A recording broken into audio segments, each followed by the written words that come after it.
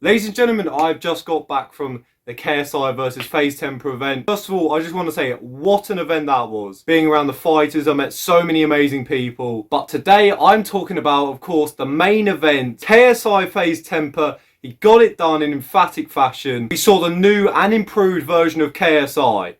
Or did we? Right away, JJ came out quick. That's no surprise to anyone. He's a fast starter. Comes out pumping that double jab. I love to see that. The jab is something, especially in YouTube boxing, that nobody uses enough. Even in general, compared to August, the way he came out against Swarms and Pineda, his balance, his technique, the way he threw his punches, the way he set up his punches, he looks way more comfortable in there. You could tell the ring rust had gone. You could tell now he's really making improvements under the guys at Shoot Fires. Using Shoot Fires as his team now has turned out to be a really good choice in my opinion. I think those are the guys to get him where he wants to go. First sort of combination of the fight, we see Tommy drop that right hand. That was something I spoke about a lot, that if he was going to win the fight, he had to be defensively tight. Drop that right hand. KSI came up with that leaping left hook, right uppercut behind it, and doubled up on the left hook. And that was the first bit for me, in my opinion, which saw that he is more comfortable throwing combinations against guys, getting into range and letting his hands go with that power that we know he has. But the one thing that does concern me a bit was JJ was reckless in the fight. Leaping into range, hands down. Temperr would often land short little left hooks as JJ was coming in. Now,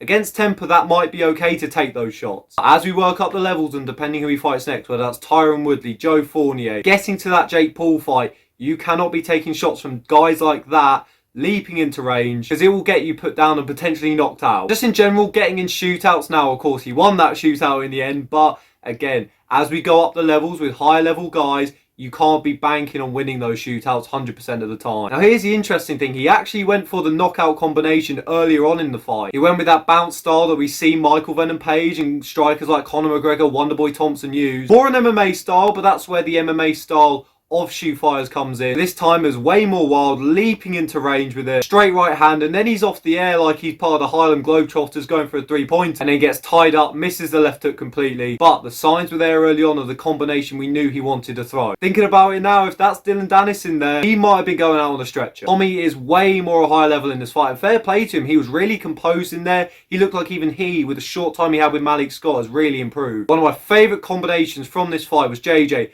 backing up Temperr against the ropes, double jab, right hand, left hook. Executed it brilliantly, balance, power, precision. He looked really smooth in there. Leading close to the knockout, again, one of those instances I talked about with KSI leaping into range. Right hand nowhere to be seen, defensively reckless, getting clipped with just a short little left hook from Tommy. Nothing too crazy, nothing too powerful, not wound up, but enough for JJ to know that Temperr's still in there and he's still fighting. But then comes the knockout, the one that sent me going crazy. Now this is a small detail not a lot of people have seen. I've seen Wade point out on Twitter. Fakes the jab, making Tommy react, lands a straight right hand. That wobbles Tommy by himself. That probably might have put him down in all fairness. But then that meteoric left hook comes in behind it and that shuts the lights out. Dead leading up to the fight, I'd love to see JJ use that left hook a bit more. And my God, he did. Puts Temperr to sleep. I feel bad. He was such a nice guy. Overall, I'm really impressed. JJ obviously put the work in, put those rounds in the gym. Again, a little bit reckless, and there is definitely holes there that he needs to fix. I'm really impressed with him. Who should he fight next? Well, that will be coming in a separate video. Make sure to stay tuned, subscribe to the channel for plenty more content. Of course, I'll see you guys later.